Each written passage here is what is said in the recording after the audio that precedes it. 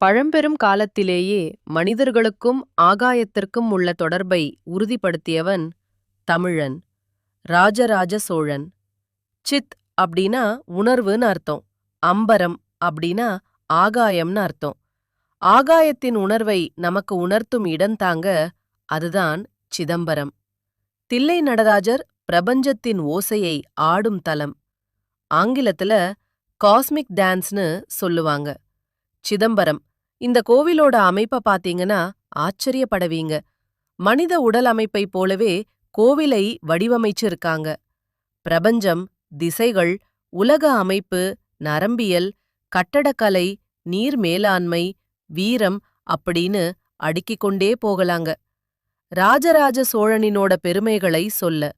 சரி வாங்க, இப்போ உலகத்தோட மிகப்பெரிய மற்றும் பழமையான ரகசியத்தை பத்தி தெரிஞ்சுக்கலாம். சிதம்பர ரகசியம். தில்லை நடராஜனின் அருகே சிற்சபையின் வலப்பக்கத்தில் ஒரு சிறிய நுழைவு வாயில் இருக்கிறது.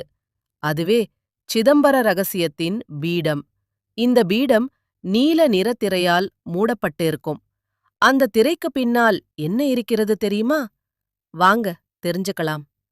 பூஜையின் போது அந்த திரை மெல்ல விலக்கப்பட்டு கற்பூர அரத்தி காண்பிக்கப்படும்போது அங்கு எதுவும் இல்லை. தங்கத்தாலான வில்வமாலை தொங்குவது மட்டுமே நம் கண்களுக்கு தெரியும். அப்படின்னா வெறும் வெற்றிடம். அதுதான் சிதம்பர ரகசியம். கடவுள் ஒரு உருவம் இல்லை, அவர் ஒரு சக்தி, ஒரு உணர்வு. அது வெளியே இல்லை, உள்ளேதான் இருக்கிறது. நீதான் அந்த பிரபஞ்சம். திரையை வெளியே தேடாதே, உள்ளே திறந்து பார். இறைவன் எங்கும் இருக்கிறான், உன்னுள்ளும் இருக்கிறான். சிதம்பர ரகசியம் ஒரு கோவிலின் ரகசியம் அல்ல, அது நம் உள்ளத்தின் உண்மை. அன்பே சிவம்.